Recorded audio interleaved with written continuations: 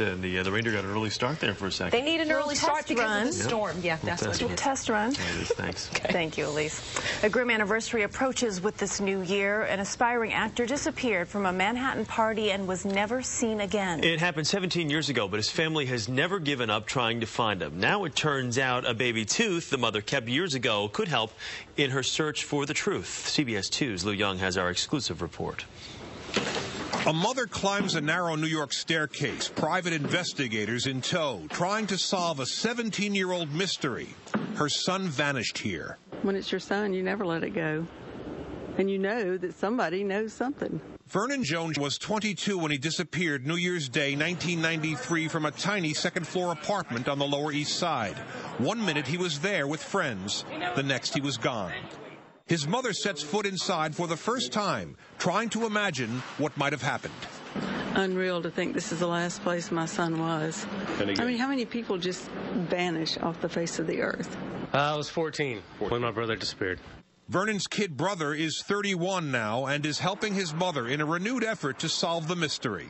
The pain never goes away, only the intensity of the search.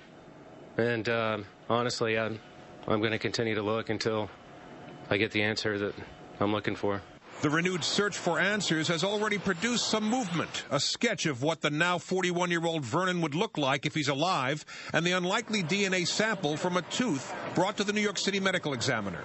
The family understands they may very well be searching for human remains.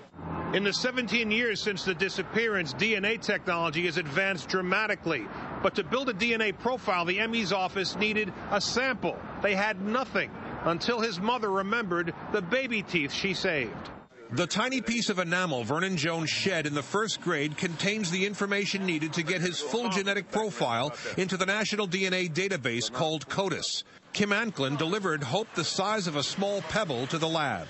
You can't really explain it. It was this hope that perhaps he's going to be put into CODIS and there's going to be a match. So now the private investigators are back at the scene, thinking about the other people who were partying with Vernon that night.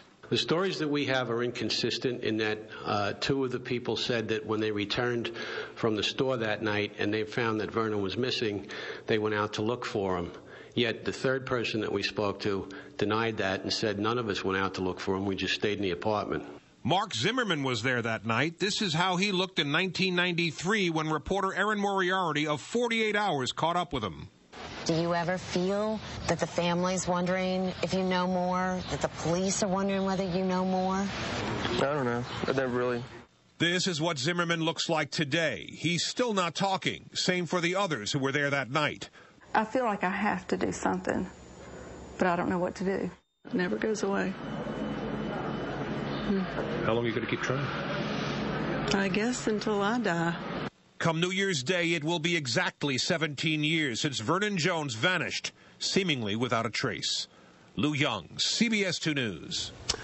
At the family's prodding, the NYPD's Missing Persons Unit searched the apartment building 2 weeks ago looking for signs of human remains, but they found nothing. Still ahead for you, a local soldier.